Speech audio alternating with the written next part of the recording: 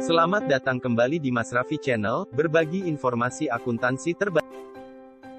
Kali ini, kita akan belajar materi akuntansi keuangan lanjutan, tentang proses masuknya sekutu baru dalam firma persekutuan. Pengertian persekutuan atau firma. Firma adalah badan usaha yang didirikan oleh dua orang atau lebih, dengan tujuan mendapatkan keuntungan dan memperbesar pangsa lapangan atau penjualan.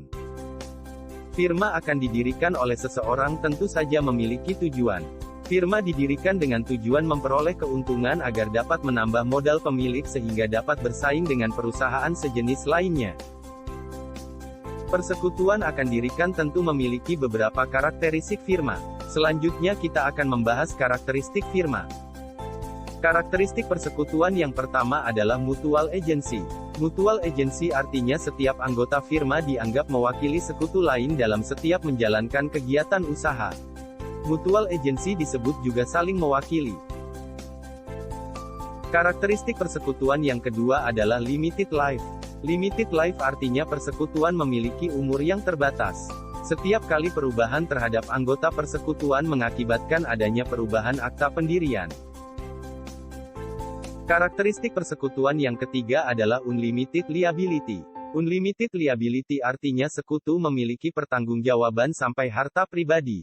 Tanggung jawab sekutu tidak hanya berdasarkan hutang atau liabilitas melainkan sampai kekayaan pribadinya. Participation in partnership profit artinya sekutu yang berpartisipasi aktif akan memperoleh keuntungan yang lebih besar daripada sekutu pasif.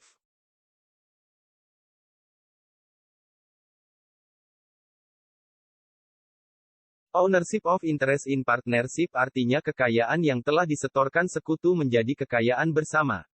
Oleh karena itu, setiap adanya penggunaan dana untuk kegiatan usaha harus mendapatkan persetujuan sekutu lain.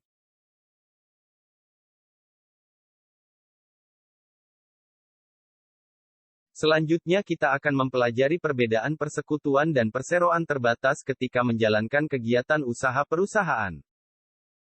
Perbedaan persekutuan dan perseroan terbatas yang pertama adalah, perbedaan pertama terletak pada kesinambungan usaha. Persekutuan akan terjadi pembubaran ketika adanya sekutu yang tidak sesuai akta pendirian.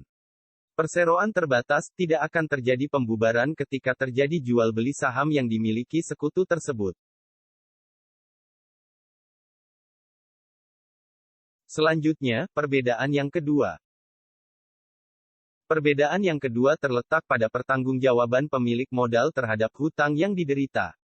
Persekutuan akan melibatkan harta pribadi pemilik ketika terjadi hutang yang belum dapat dilunasi.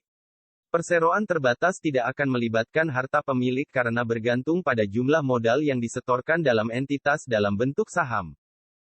Berikutnya, perbedaan yang ketiga. Perbedaan ketiga terletak pada keterlibatan dalam pengelolaan kegiatan usaha. Sekutu dalam persekutuan harus dapat aktif menjalankan kegiatan karena berdampak pada hasil yang akan diterima pada akhir periode. Pemilik saham pada perseroan terbatas tidak perlu aktif karena dapat dijadikan pendapatan dividen yang hanya menunggu laba ditahan dibagikan.